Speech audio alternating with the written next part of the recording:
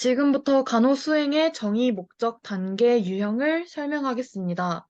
먼저 질문 첫 번째로 간호수행이란 간호과정의 네 번째 단계이고 간호사정 진단을 근거로 설정한 간호 목표와 기대되는 결과를 성취하기 위하여 간호계획을 실제로 수행하는 과정이고 간호수행은 간호과정에서 모든 단계와 상호작용하는 과정으로 간호수행 시에 대상자의 상태의 변화나 반응에 대한 자료 수집이 지속적으로 일어나는 단계라고 적었습니다.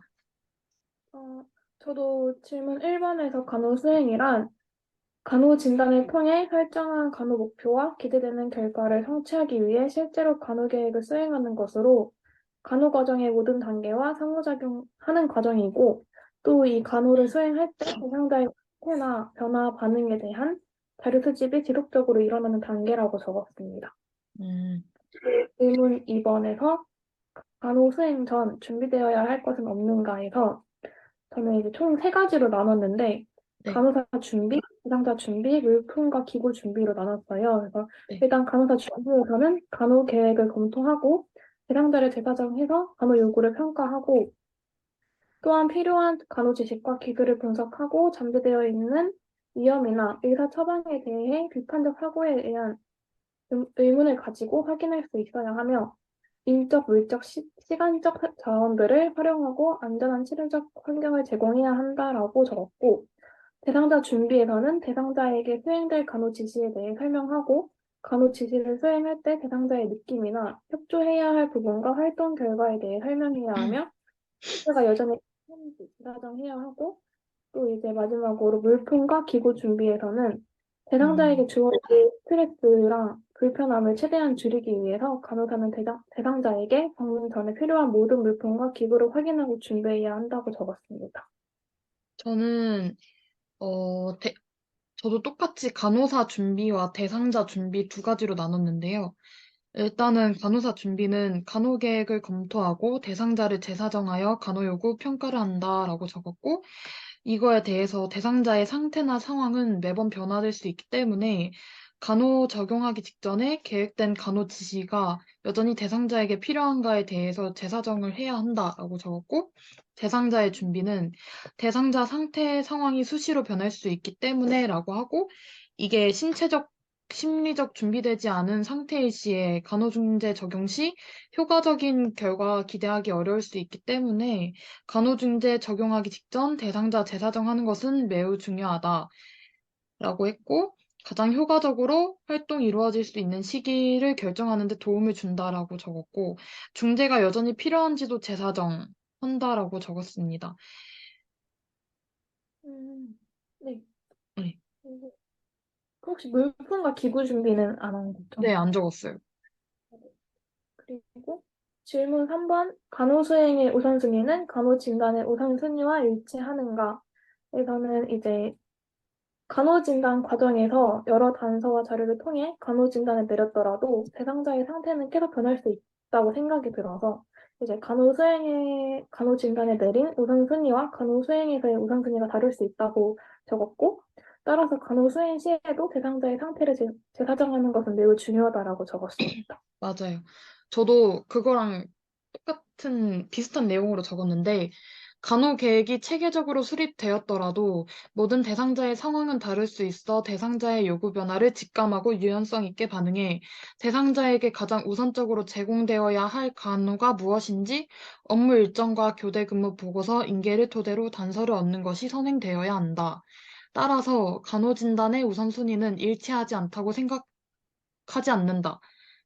간호 진단의 우선순위는 대상자의 해당 시점에 대한 증상을 서술한 것이고, 간호 수행 시의 우선순위는 앞서 말했듯 대상자의 상황에 달라질 수 있기에 다를 수 있고, 즉각적인 새로운 중재가 필요할 수 있기 때문이다라고 적었습니다.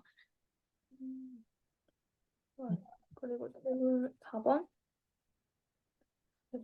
간호사의 활동 중 직접 간호와 간접 간호에 해당하는 것에는 어떤 것들이 있는가에 대한 질문에서는 저는 일단 직접 간호는 호흡, 영양, 배설, 운동 및 자세 유지, 안위, 위생, 안전, 영적 지지, 상담, 교육, 투약의 10개 영역에 141 행위가 네. 있었고, 간접 간호에는 의사소통, 환자 간호 관리 및 정보 관리, 전달 업무, 그 다음에 정돈, 그 다음에 시설물 관리의 4개 영역에 15개 행위가 있었습니다. 그리고 이거를 이제 확인해보니까 직접 간호는 직접 간호를 수행함으로써 대상자의 건강에 직접적으로 영향을 줄 수 있는 것이고, 간접 간호는 대상자가 직접 간호를 잘 받을 수 있도록 이제 뒷받침해주는 역할이라고 생각이 되어서 그것도 추가적으로 음. 봤습니다. 저는 직접 간호 행위랑 간접 간호 행위 두 가지의 정의를 적고서 그 밑에 뭐가 해당되는지를 적었는데요.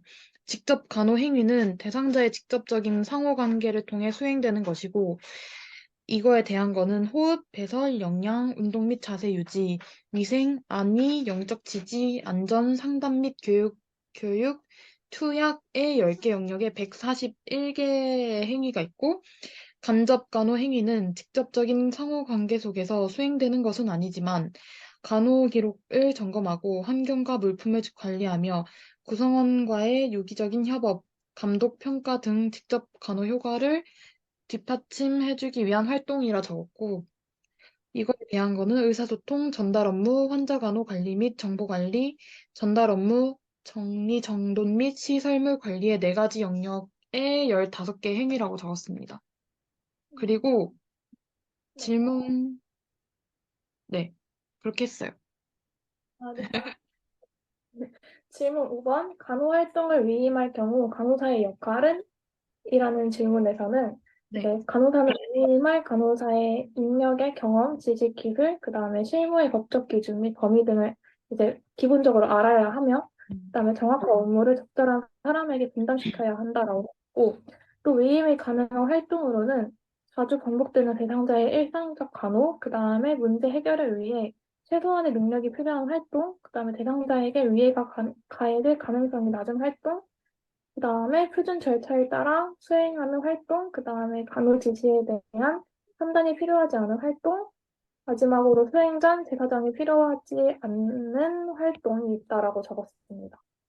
음, 저는, 어, 적절한 간호 활동을 위한 위임에서 적절한 위임은 정확한 업무를 적절한 사람에게 분담시키는 것, 위임 가능한 활동에서 자주 반복되는 대상자의 일상적 간호, 문제 해결 위해 최소한 능력이 필요한 활동, 대상자에게 위해가 가해질 가능성이 낮은 활동, 표준 절차에 따라 수행하는 활동, 간호 지시에 대한 판단이 필요하지 않은 활동, 수행 전 제사정이 필요하지 않은 활동 등이 있고 적절한 위임을 위해서 간호사는 위임할 간호 인력의 경험, 지식, 기술, 실무의 법적 기준 및 범위 등을 알아야 한다. 그리고 위임받은 간호 인력의 간호 활동 관찰 및 평가를 한다라고 적었습니다. 질문 6번. 네. 간호사의 독자적 중재와 의존적 중재의 차이점은 무엇인가에 대한 질문에서 저는 독자적 중재는 의사 지시 없이 간호사의 지식과 통찰력에 의해 수행되는 간호 활동으로 간호사의 지식과 통찰력으로 중재 활동의 독자성 정도를 결정하는 것이며 의존적 중재는 의사 지시나 기관의 음, 정책에 부합된 증거로 대상자의 질병 과정과 직접적으로 관계가 있다는 것이라고 적었습니다. 근데 이제 의존적 중재일지라도 간호사의 비판적 사고와 인상적 판단은 요구된다고 적혀 있었습니다. 그래가지고 음. 저도 추가적으로 물어봤어요. 저는 저도 독자적 중재와 의존적 중재에 대해서 서술하고 이제 마지막에 그 차이에 대해서 설명을 했는데요. 독자적 중재란 의사 지시 없이 간호사의 지식과 통찰력에 의해 수행되는 간호 활동이라 적었고, 의존적 중재는 의사 지시나 기관의 정책에 부합된 중재를 의미한다. 따라서 두 간호 중재의 차이는 의사 지시로 인해 수행되거나 간호사의 지식과 통찰력에 의해 수행되거나의 차이이다.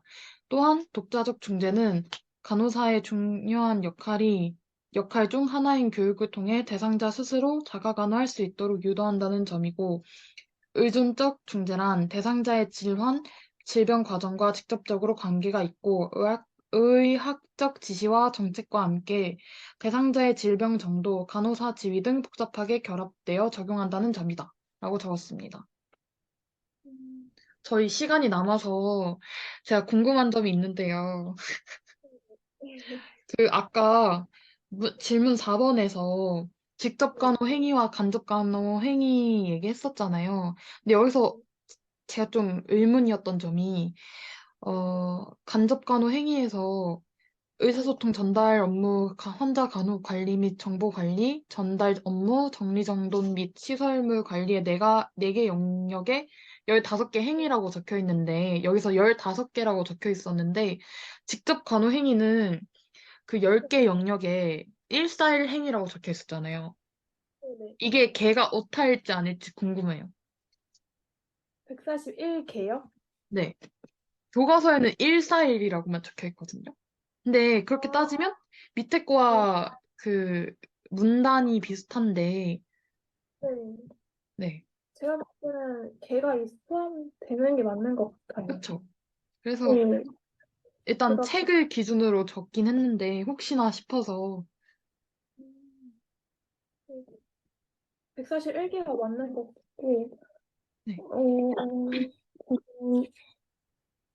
그러니까 이거 아닐까요? 10개의 영역이 지금 앞에 서술된 게 네. 10개고, 저희가 실습 때 배우는 거 있잖아요. 네. 그런 거를 이제 행위에 대해서 서술한 거죠. 서술한 게 141개라는 거 뜻이겠죠? 맞는 것 같아요. 네. 궁금하신 거 없으실까요? 저는 그 간호진단, 어디였지? 질문 3에서 네. 저는 간호 수행의 우선순위와 간호 네. 진단의 우선순위를 이제 음. 하긴 했는데, 이 간호 진단의 우선순위가 그거 뭐였지? 단서를 맨 처음에 확인을 하고, 그 다음에 단서 확인하고, 그 단서를 정리하고, 자료를 또 확인하고, 그 다음에 추론 판단하고 간호 진단, 그 다음에 마지막이 원인 결정이랑 문제 확인이잖아요. 음. 네. 저는 근데 이거를 좀, 저도 이 문제를 보고서 좀 헷갈렸거든요. 저도 맨 처음에 근데 네, 저는 이 간호진단의 우선순위를 저희가 전에 간호진단 우선순위 그 했던 거 있죠. 네, 맞아요. 구강 점막 손상. 네네네. 그거를 보고서 그냥 했는데. 아, 그래요? 그게 아닌가요? 그러니까 간호 진단에 대한 그 명을 응, 관련해서 응. 아, 저는 저희가 그 간호 우선순위 한 거. 아, 아, 그거 아니에요? 저는 처음에는 책에 이 간호진단의 우선순위가 있나라고 찾아봤는데 없는 거예요. 그래서 혹시나 하고 그 전에 저희가 우선순위를 꼽았던 걸 그 전에 있던 과제를 이제 보았는데 우선순위로 이렇게 되어 있길래 혹시 이거를 말씀하시는 아, 건가 해서 저는 응, 다르게 생각한 것 같아요. 저는 그 응. 간호 진단을 내리기 전까지의 과정들을 생각한 것 같아요. 약간 저는. 저도 약간 그런 이론적인 개념인가라고 생각을 했는데 응. 아, 근데 여기서 말하는 거는 간호수행 우선순위가 된 게 이제 저희가 쓴 우선순위가 이게 일치하냐 약간 이런 의미인 것 같아서 저는 그렇게 썼거든요. 그래서 그, 저는 이론적인 내용에 대해 초점을 맞춰가지고, 근데 제가 근데 지금 보니까 응. 하하님 말씀이 맞는 것 같아요. 아니 근데 이게 정답이 있거나 없지 않을까요? 근데 여기서는 응, 내려진 간호 진단에 대해서, 응, 왜냐면은 간호 수행은 제사장이 제일 중요하잖아요. 그쵸. 맞죠? 근데, 네, 그래서 지금 그런 것까지 생각하면은 응, 간호 진단을 내리는 그 과정이 아니라 그냥 간호 진단을 우리가 내린 그쵸, 그쵸. 그게 맞는 것 같아요. 네. 다행히. 근데 이론적으로 하신 거랑 제가 한 거랑 내용이 비슷했어요. 제사정을 초점을 맞추셨잖아요. 그래도 하나 봐. 하나 수정해야 될 것 같아요, 저는. 네. 그리고 또 뭐, 그럼 돈이 썩 마칠까요? 들어가요? 먹었어요? 네. 네, 수고하셨습니다. 아니다.